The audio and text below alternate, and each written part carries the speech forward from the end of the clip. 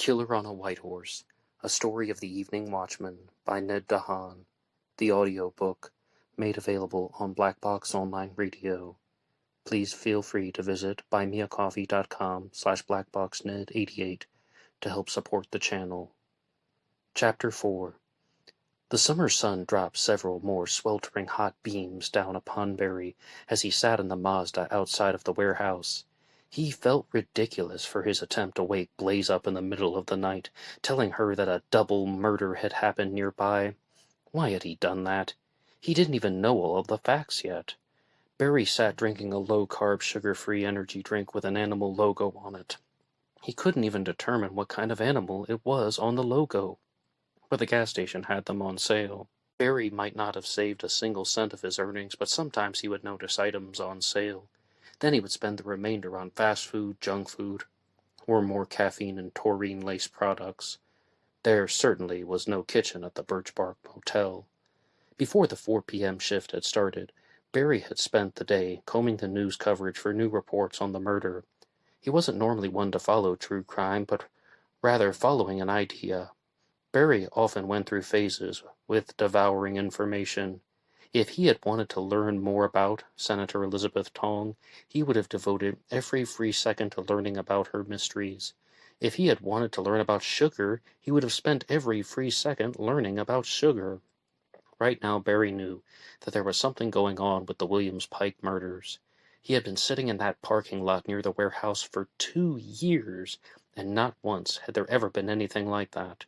Sure, the police logs and the press releases mentioned criminal incidents, a drug bust, assault cases, domestic violence arrests. Even one time a prostitution ring was busted at the motel 2 blocks from the Birch Bark. Barry's senses told him this was something different. It was 4:30 in the afternoon. It was too early for Warren to call, and Barry sat there with the book from Voltaire once again. He was holding it, and the pages were exposed to the sunlight, but he wasn't reading. He was playing out different scenarios regarding the double murder. All the media had released was that there had been a male and a female victim. Not much to go on. Barry's eyes twitched.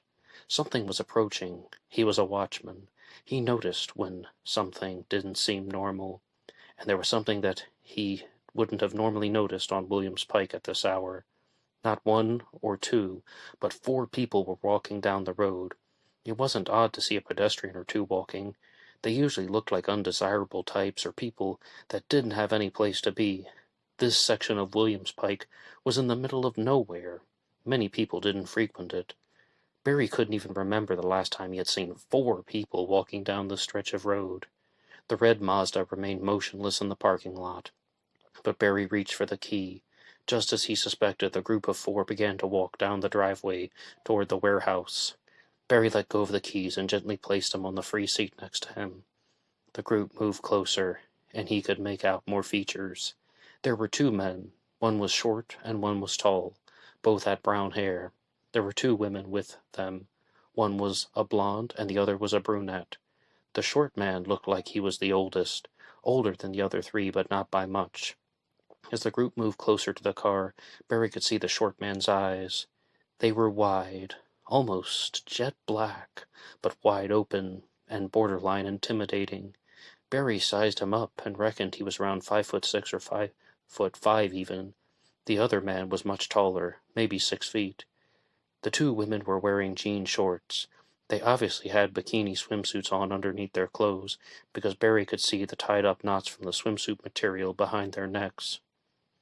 "Hey, brother," the short man said. "Excuse me?" said Barry in a response. "This is a restricted area. You will need to leave." "Nah, brother," the short man muttered, as the other 3 laughed.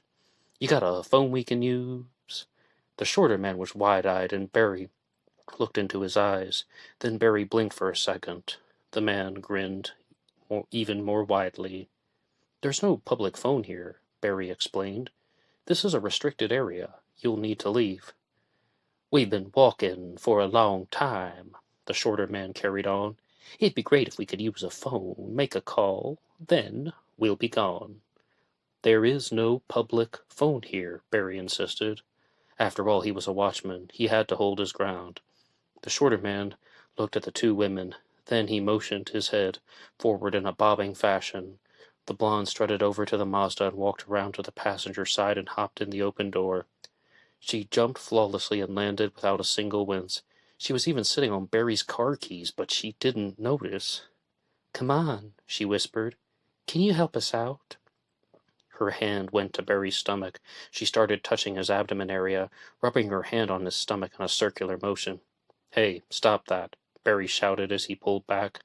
The other three laughed. What on earth was going on? The brunette walked to the driver's side and opened the car door. She was thin, so she plopped down on Barry's lap and wrapped her arms around his neck. "Please, help us," she whispered as well. "What are you doing?" Barry said in a calmer voice. The women were beautiful.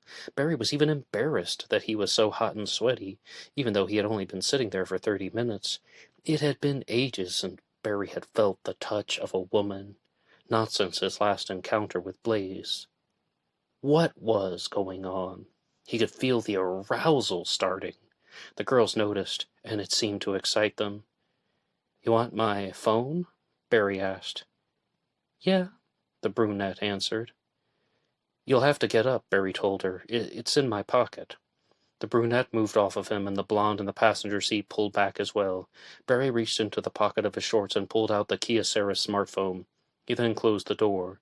Barry opened the phone's main screen, and then he tapped a button to call. Next he put in 3 numbers and turned the speaker on.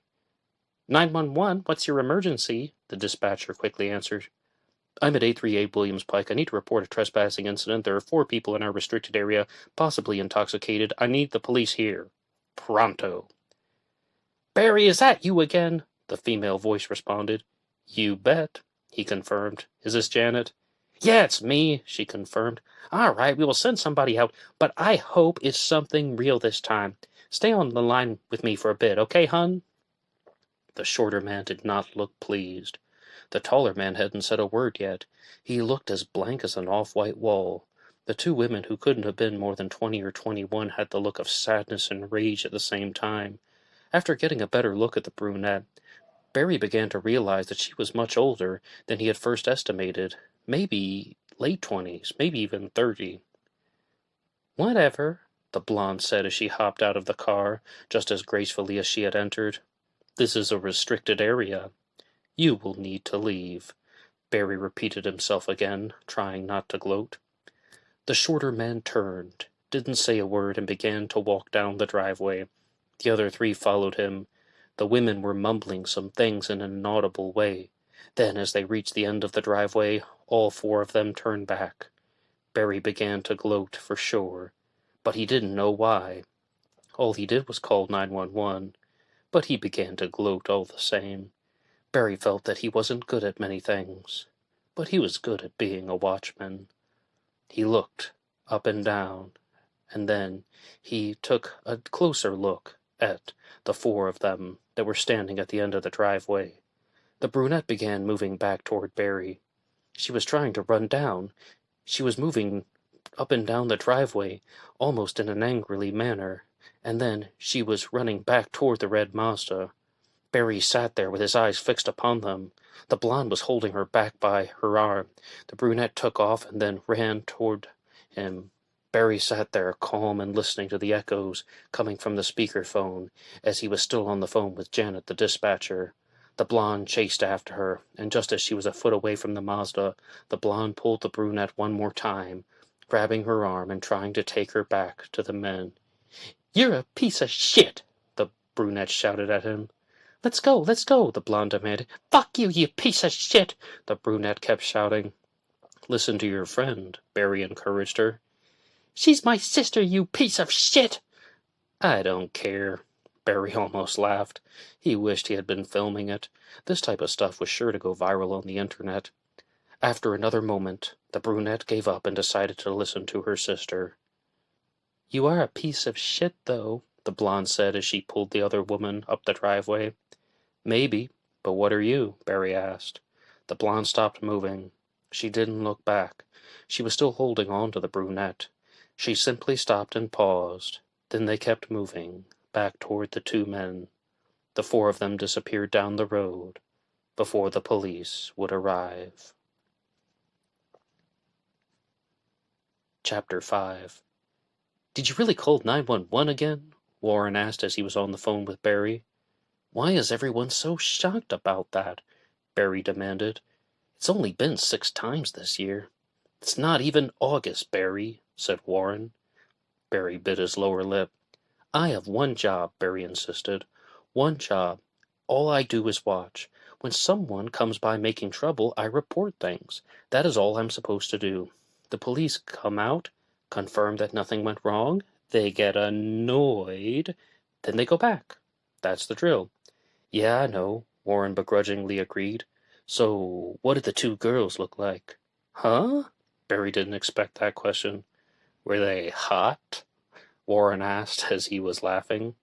It had been ages since Warren had even mentioned a woman. Barry was surprised, but not super surprised. Warren had dated women in the past, just not for a little while. Heck, Barry wasn't anyone to judge. He was a solitary bachelor himself. Yeah, they were hot, Barry decided. Well, one of them was the one with blonde hair. She was better looking. I'm not 100% sure, but I think the brunette, may have had herpes. "Ooh," Warren interjected. "I thought you said they were hot." "I'm not 100% sure about the herpes," Barry explained. "Body type and all, sure, yeah, hot." "Any regrets turning the blonde away?" Warren was still laughing. "No, I have my duty to do," Barry profoundly reinforced. Right. The evening and night watchman, looking out." Warren didn't want to encourage him. "I was, well," Barry started. "You see, I thought that the blonde was actually going to be the feisty one, but then the brunette just erupted in a fit of rage out of nowhere. Well, not out of nowhere, but you know what I mean. Like, she had a hot temper, and it could just come out in an unexpected way." "So?" Warren asked. "So? She's a normal human being. I mean, come on, Barry. All of us can be like that. Sometimes just someone says something the wrong way, or it just pushes you in a weird direction. I used to read up on that psychology stuff all the time. Freud was all like, it has to do with your upbringing, like maybe, you reminded her of her father or something." "Freud, huh?" Barry inquired. "I'm not a psychologist," Warren defended himself, "but I think that's how it works." "I'm not either," Barry acknowledged. "We're 2 guys with bachelors of arts in French. Did we ever use those French degrees we got?" "Mais oui, mon frère," Warren insisted. "You used it to charm Blaze when you were with her." "Yeah, but she was always correcting me," Barry murmured. "It really killed my confidence. I mean, French wasn't her native language either. Hers was Creole, and she learned it as a kid. I mean, she learned starting at the age of 2, but still, I don't know. I try not to think about Blaze. I wish I hadn't called her last night." "You didn't mention that you called Blaze," Warren said. "Well, I was talking about these 4 people that came by," Barry pointed out. "I mean, 2 years of this job, and I have never experienced anything like that. It distracted me. Anyway, Blaze and I only talked for a little while. I just told her to stay safe because of the murders that happened in this area, and she didn't like how I phrased it. She was right. I shouldn't have said it in such a creepy way." "You told her to stay safe because the murders you heard on the news?" Warren answered with a question-like tone. Barry felt as if he was turning red, and he wasn't sure why. "Yeah," he muttered. "I don't know why. I messed up. Sometimes I just don't have a way with words." Warren tried not to laugh. "You know what? You've intrigued me, Barry. I'm at the computer right now. I switched over to the headset. I'm going to look this stuff up. Let's see what's going on near Williams Pike." Barry didn't know what to say at first. "I thought that you didn't like doing that stuff," Barry remembered. "You said following crimes from the news is just humanity's way of justifying an unnecessary fascination with morbid curiosity." Warren hummed for a second. "I said that?" he asked. "Well, no," Barry confessed. "Not in those exact words." There was a brief pause as Barry heard the clicking of the keys on the keyboard as they were picked up by Warren's microphone. "Okay, so did you read the press release from the sheriff's office?" Warren asked Barry. "Sure, the one that came out this morning?" Barry inquired. Yeah, I did. So it doesn't say much, Warren mentioned. Barry reached down to the bag on the floor of the Mazda and opened a bottle of iced coffee. Oh, Barry. Barry.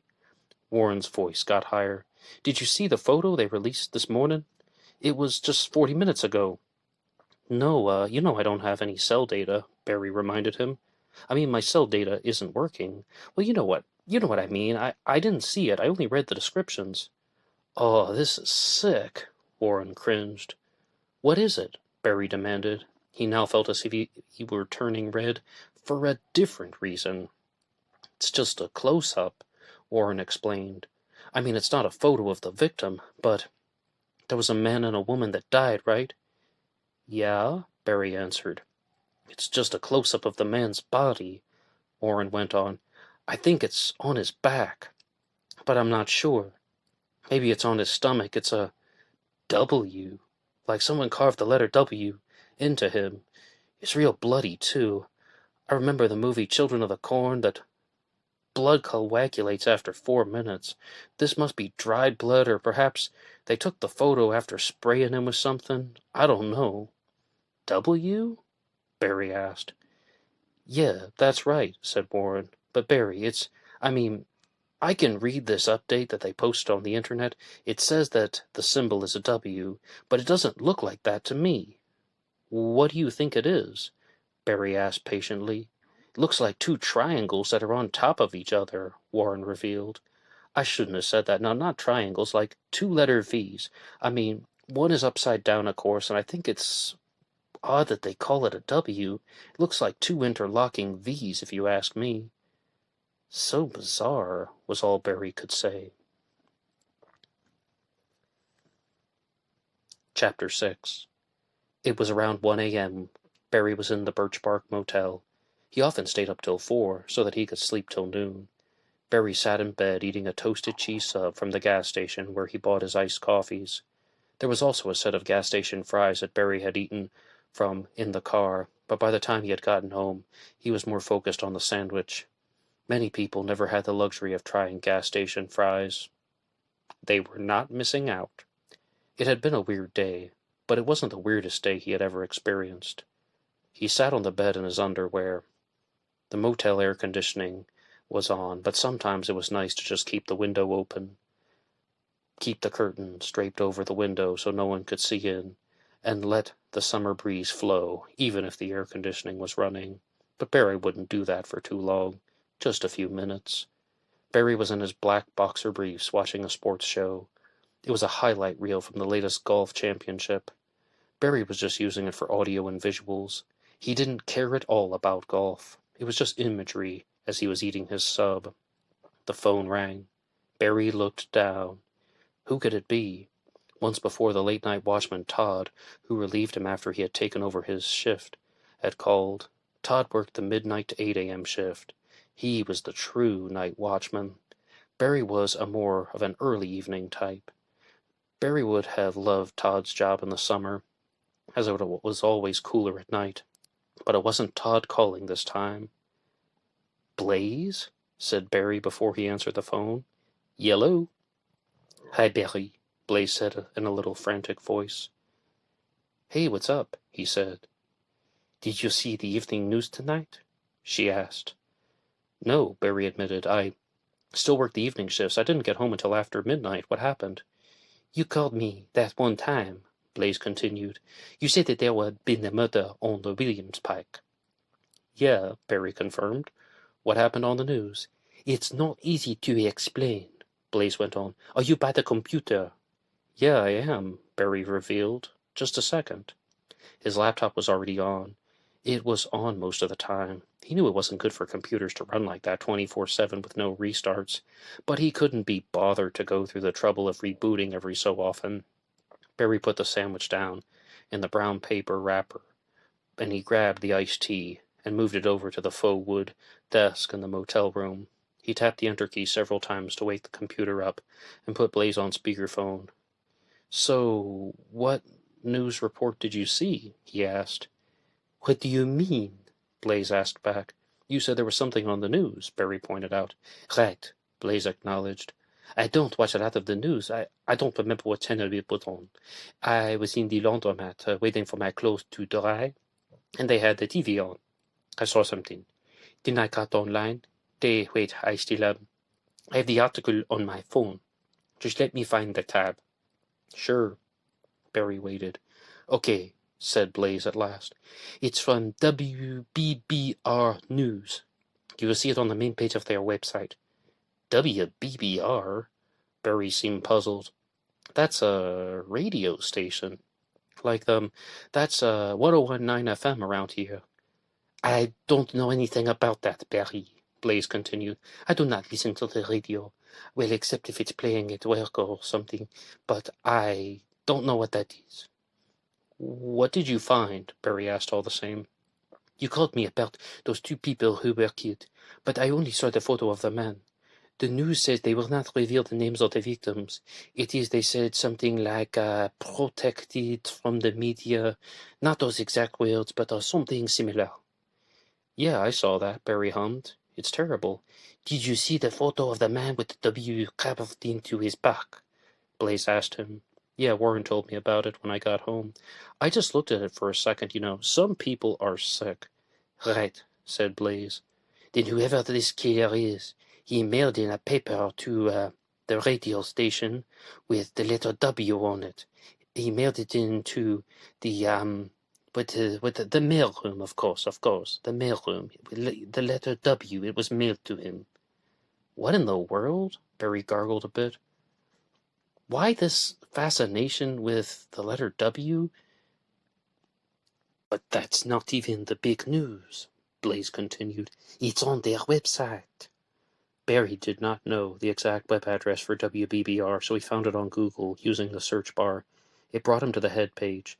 Barry wasn't reading the article. He wasn't reading any of the commentary, for a photo had been posted following the double murder on Williams Pike.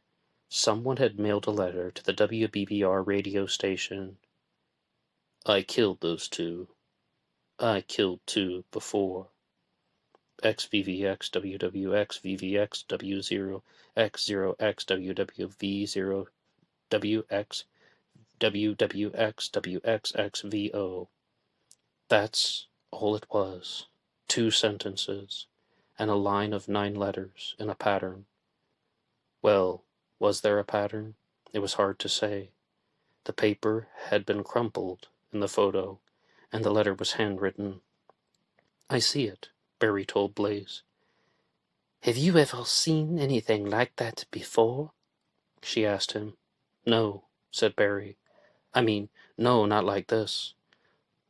I did not mean to bother you at this hour, said Blaze, but I know that you do not go to bed until 4, and you mentioned it to me, so it's fine, Barry almost interrupted her. Yeah, I brought it up, so I'm glad you called me. I noticed something fishy. Not fishy, weird was going on today, and yes, yesterday, and it's just been a weird couple of days. Things like this don't really happen in a small town in Maryland. What do you think the letters mean? Blaze asked.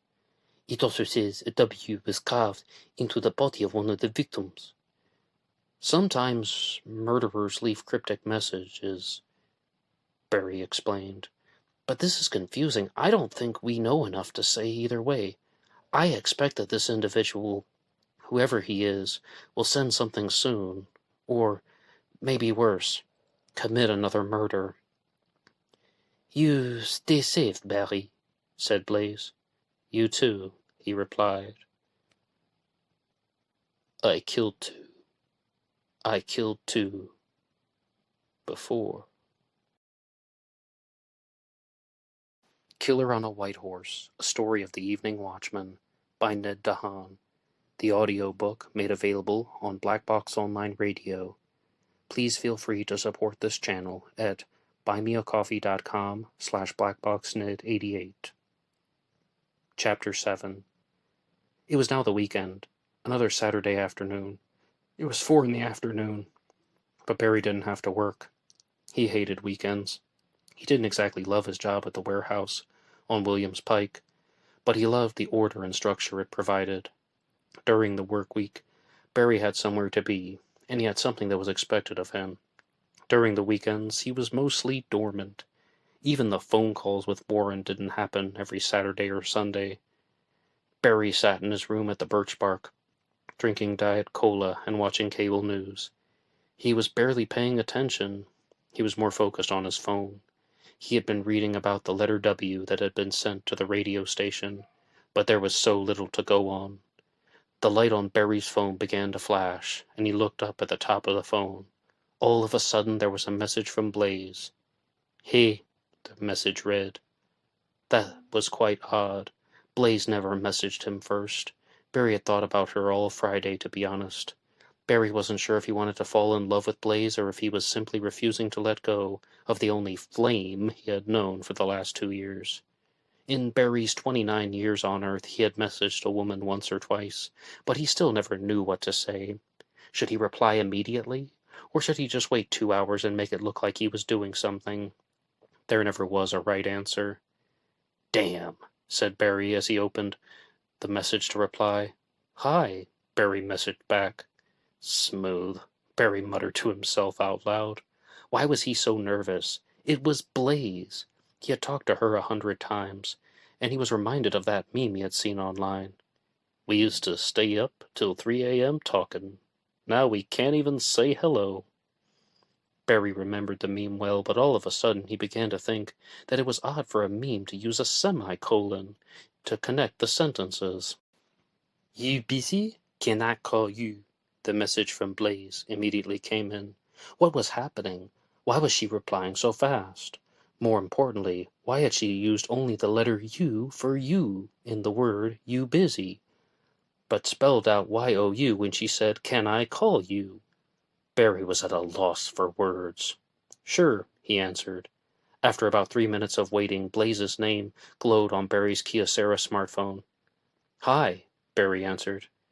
"You didn't say yellow?" Blaze responded. "Then yellow?" Barry tried to be agreeable. "What's up?" "I'm about to start work," she revealed. Are you still working at Burger World?" Barry asked. "What?" Blaze hissed. "No, well, guess you didn't know. I mean, or maybe I did say. I'm not sure. I'm at Megadollar now. I'm the assistant manager. Well, one of them. It's a lot better here."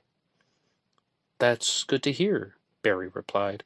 "Which Megadollar do you work at? The one off of Williams Pike or the one on Sumner Road?" "I'm at the new one," Blaze continued to reveal. "Well, it's 6 months old now. They opened a new one on Morris Street." "Morris Street? Other side of town, huh?" Barry went on with the small talk. "Yep." She seemed cheerful. "You still working at the warehouse?" "You know it," Barry answered. "Still living at the same place, too." "Oh, the motel?" Blaze's voice lowered. "What's wrong with that?" Barry asked. "I didn't say anything was wrong. Oh my God, Barry," she hissed again. "But forget about it. The truth is, I don't start work for an hour. I have something I wanted to talk to you about, but I cannot say over the phone. I know you don't work weekends, so I know you're not at the warehouse. Could you meet me here at the Megadollar on Morris Street? You said you hadn't been here before, right?" "I haven't been there before." Barry's voice seemed flat. "But I have GPS. I can find it." Barry wanted to talk to Blaze, but he knew she was up to something. Blaze may have been beautiful in his eyes, but he knew that she had a mischievous side. Why was he agreeing so easily? "Can you come now? It's only 10 minutes away," she requested. "Sure," Barry spoke in a muffled voice. Why so easily indeed. Chapter 8. The air conditioning was still out in the Mazda, but Barry felt the cool breeze as he drove with the convertible down. The clouds were rolling in, and they were shielding him from the summer sun. The GPS had instructed him to pull into a shopping center. Barry had driven by this place on Morris Street before the construction, but he rarely went to this part of town. He knew there was a new grocery store, or one that was 6 months old, but he didn't know that they had added a third Megadollar. Did this part of Maryland really need any more dollar stores? There was Blaze, standing in the shadow of the strip mall overhang. Barry looked around, and he saw a small cafe. Benny's Cafe was on the sign. He glanced in the window as he drove up and saw black and white checkered tablecloths. On the side of the grocery store was the Mega Dollar and a laundromat. There was a Chinese restaurant next to the grocery store on the far side that said East Lantern Hunan Chinese. Hunan Chinese, Barry thought silently. Must try someday. Blaze walked out from under the overhang. She was holding 2 cups. She walked over to Barry. I know you like white coffee, right? She grinned. It's iced white coffee, but it's the summertime after all. The truth is, Barry would drink motor oil if it had caffeine in it. It was his blood, but he was more focused on Blaze. There, she looked.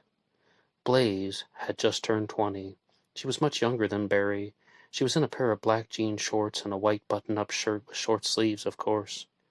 Yeah, I like white coffee, said Barry. So are you going to open the door and let me in or what? Blaze snarled. Come on, Barry. Be a gentleman. Oh, by the way, it wouldn't kill you to say, thank you, Blaze, for buying me coffee. Yeah, Barry kept saying. I mean, thank you, Blaze, for buying me coffee. He grabbed the door handle and opened the door. Pullover in that space in the back. The one under the tree, she directed him. To be honest, Barry got rather nerved by Blaze's orderings. She often made direct imperatives and expected him to obey and comply. He remembered why they had split up, but he sure felt captivated by seeing her after their months apart. The Mazda pulled into the space.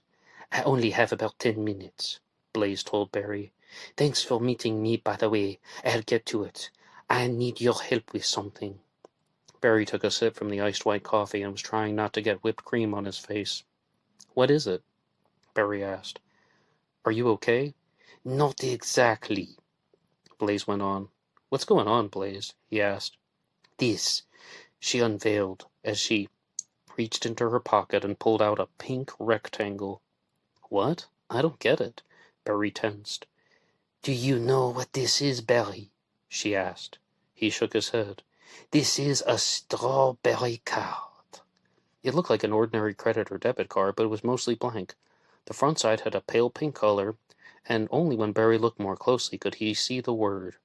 Strawberry. Oh? Barry tried to fake interest. Blaze, what's going on? I'm trying to tell you, she asserted, so please don't interrupt. This is a strawberry card. They have others called vanilla and chocolate. But whatever. It's like a prepaid card, a gift card, a credit card. We sell them on the wall in Mega Dollar. I told you I'm now the assistant manager there. One of them, I mean. And I have the manager's code. I sold one to somebody once. One of these strawberry cards. Later that night I tried it myself. When no one was looking, I bought one. They have different limits. With a strawberry card, the limit is $2,000. I tried this experiment. I put $500 on the card. I entered the manager's code, and then I hit backspace on the keyboard. It just like a computer keyboard. The transaction was cancelled, but the money stayed on the card, and it wasn't logged into the system. I did it 4 times. Look, it's real. She pulled out a receipt and handed it to Barry. He glanced at the important information. Benny's Cafe, $6.95 for 2 iced white coffees. Payment method, strawberry credit debit gift card. Remaining balance, $1,986.08. You didn't pay sales tax? Barry asked. They don't charge sales tax on food here, Blaze almost shouted. That's all you can say? That's all you have to say? No, you spent $7 on iced coffee, Barry almost shouted back. I don't even do that. I mean, maybe for a gallon, but not a cup. I do not believe this. Blaze collapsed into the seat and tried to control herself. Did you understand a word I said? Yeah, I did. Barry spoke softly. So you're stealing? Yes, she said in a matter-of-fact way, but it's victimless. Blaze, I don't mean to be rude, but he tried to think over his words. Why are you telling me this? I mean, what's going on? That's why I asked you to come. Blaze explained. "I can put 2,000 on the card," which I did. "But if I keep buying new strawberry cards, they will get suspicious. You got some kind of online banking, right? At PayPal or Venmo or something to send and receive? Maybe we can start an online store, just a front company." "What?" "Think about it," she tried to persuade him. "Barry, I can print money out of thin air. I just need a place to move it. Every so often I will send the money to your electronic account. I'll cut you for 10%. My cut is 90, but I'm doing all the work. Your only job is to send me the money when I ask for it." "Get out of my car," Barry whispered. "I don't believe this," Blaze gasped. "This is the business deal of a lifetime. It's purely victimless. I'm offering you free money just to send a message and you say no. Just think about it, okay? When the police bust you, for whatever kind of crime this is, I won't say anything," Barry reassured her. "I'll pretend like this conversation never happened. But this is ridiculous. Now take your overpriced but delicious iced white coffee and get out of my car." Blaze didn't say another word. She reached for the door handle of the Mazda and tried to exit. Barry grabbed her arm for a second and pulled her down to the seat. "What's going on?" she asked. "I thought you just told me to leave." Barry's eyes were darting forward. His gaze could not be broken. "Look," Barry whispered again, this time in a light tone. 4 people had emerged from Benny's cafe, 2 women and 2 men. "What is it?" Blaze asked. "I saw those people before," Barry mentioned. "They came by the warehouse on Williams Pike. They were acting really weird." "You saw someone you know?" Blaze gasped again. "I don't care. If you're not going to hit me, I'm out." "Oh. Blaze," Barry murmured.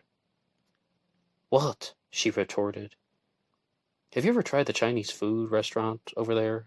he inquired, still looking at the 4 of them, walking down the sidewalk. "Yeah, I have," she answered, and her tone of voice was lightened.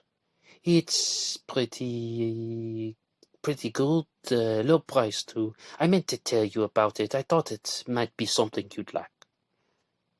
"Thanks," said Barry. Chapter 9.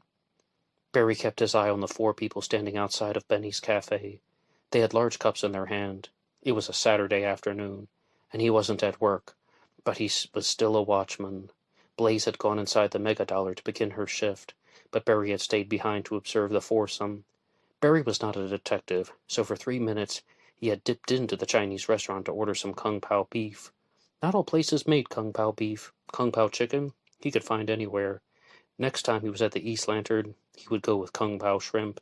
Even though Barry had gone in to order food and gone back in to pick it up, the 4 of them hadn't moved, still in the shade under the strip mall overhang, sitting on a bench outside of Benny's cafe.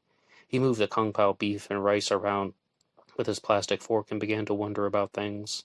What was he doing? Was this the best use of his time? Sure, these people seemed suspicious, but he wasn't at work. This was supposed to be his weekend. He gazed upon the 4 of them, laughing, play-fighting, even dancing. He couldn't hear what they were saying from across the parking lot, but it appeared they were singing too. Why was he so fixated on these 4? Gut instincts were one thing, but stalking 4 people who just seemed weird didn't raise Barry's spirits. As he looked at the 4 laughing bodies, he began to mull over the offer that Blaze had made him. He bit into a forkful of rice with sauce and no meat and wondered, should he have said yes to Blaze's free money? Barry wouldn't lie. It was tempting. No, he wouldn't lie, except that no one had asked him about it yet. He was also reminded of all the times that Blaze had let him down. Her commanding attitude, her bossy behavior, her put-downs, her arrogance. Why did Barry even want her back? She had done some unfriendly things in the past and hadn't been the girlfriend of his dreams, but this was a new type of illegal. She was bound to get caught, but Blaze seemed fearless. Barry put down the plastic fork. He noticed something. The 4 were separating. The 2 men and the brunette were walking around the corner, and they quickly disappeared out of view. It had been 40 minutes since they had left that spot. The blonde began walking down the strip mall sidewalk in a different direction. Barry wrapped up the Chinese food and put it in the paper bag that the East Lantern had given him. He started the car and drove toward her. The red Mazda made a loop around the parking lot and moved toward the blonde. The large white cup was still in her hands, and she sipped it from a straw. Her eyes caught Barry. "Well, hello, asshole," she said in an instant. "Hello, asshole, to you, too," Barry replied calmly, although his heart was pounding. "Where are your manners, gentlemen?" she sounded like Blaze. "So you call me an asshole," Barry noted, "but no one can say that to you, huh?" "That's right," she spoke in a mocking tone. "You're the asshole who wouldn't let us use his phone. The one by that building down the road from that one place." She looked down and saw the brown bag with the Chinese food on the seat. "Please move the bag, gentlemen," she instructed. Barry moved the bag with the Kung Pao beef onto the floor mat. The Mazda was only a two-seater. The young lady hopped in the car, as she had done with Barry on their first encounter. Barry wasn't sure if she had predicted it or not. "Take me somewhere," she requested. "What's your name?" Barry asked her. "What's yours?" she asked back. "Bernard," he finally answered. "But you can call me Barry." "I'm Joanna." She did the same. "My friends call me Jo, but you can call me Joanna. Now let's go." What was happening? Barry had not expected this. He had just wanted to approach her and ask her what they were doing. There was something mildly curious about the four of them. Barry knew that there was something going on, and at the very least they were up to no good. But then Barry began to wonder again. Blaze was also up to no good. Why was Blaze's illegal work such a mystery, and a stale mystery at that? And why were all the mere possibilities of wrongdoing with this Joanna and her crew so alluring? Some mysteries could not be solved in a day. "Where do you want to go?" Barry asked Joanna. "I told you," she reiterated. "Take me somewhere. Just promise me one thing. You said it's Bernard, but you go by Gary, right?" "Barry," he corrected her. "Barry, how cute," she laughed. "Promise me one thing, Barry." "What's that?" he asked. "Promise me, no matter what," she began, "you will drop me off here at 8 p.m. This exact place. 8 p.m. Do we have a deal?" "All right." What was happening? Chapter 10. The red Mazda pulled into the parking space of a park near the birch bark. Barry and Joanna had barely said a word during the drive. It was still the early evening on the hot August day. It would have been too hot to be outside if they had not been in the shade. Joanna was sipping from her milkshake, but Barry could hear the plastic straw making loud noises when the cup was almost empty, and one really has to slurp. "What is this place?" Joanna asked him. "It's a park," Barry stated. "It doesn't look like a park," Joanna whimpered. "Looks like a kiddie playground, a mulch patch, and a bench. That's all that's here." "There's also a walking path that goes around," said Barry, as he pointed to the gray track that went around the perimeter of the small park. "There are a lot of trees here. It helps keep the heat off."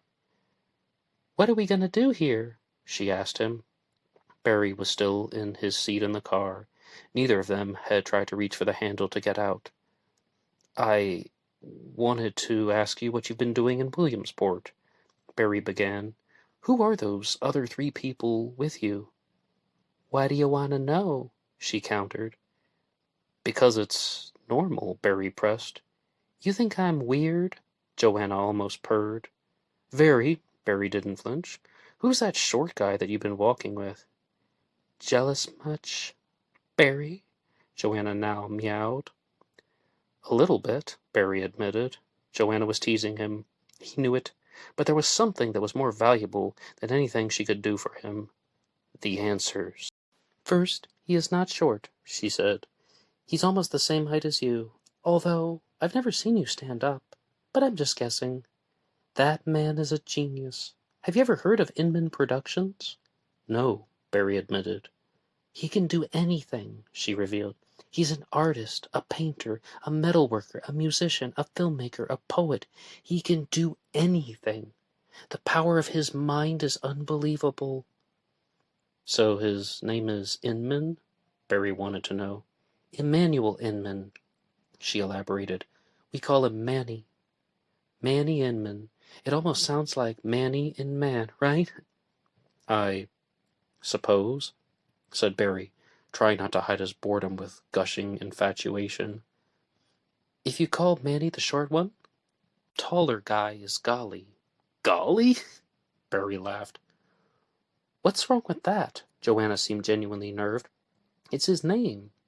Nothing. Barry tried to smooth things over in a nonchalant way. His name is Robert Gallus, she went on. Golly is his nickname, Golly Gallus. He's Manny's, well, go-to guy. You shouldn't laugh at names, Barry. Maybe I'll call you Strawberry. Never heard that one before, Barry thought silently and sarcastically. Strawberry. A coincidence. Joanna had taken his mind off of Blaze, but it wouldn't last forever. Hearing the word strawberry would perhaps bring him back to that conversation in the parking lot. The strawberry card. Blaze might go to jail for it, but it seemed even more tempting.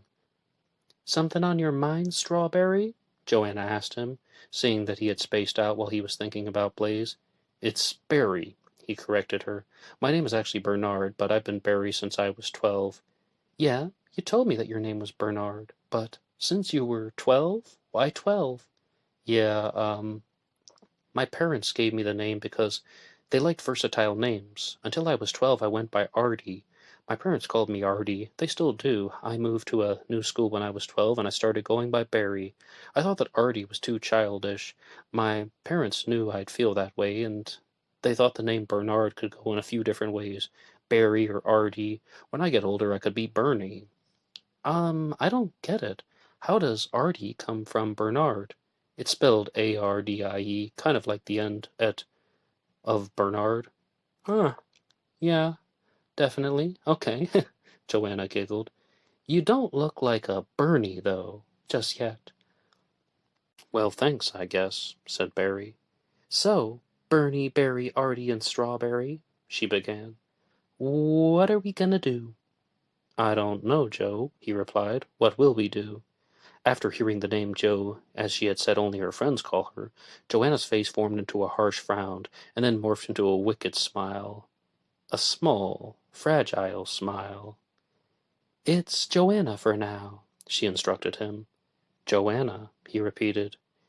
Do you really want to walk around the park? She asked. Or just have sex? Because I don't want to walk.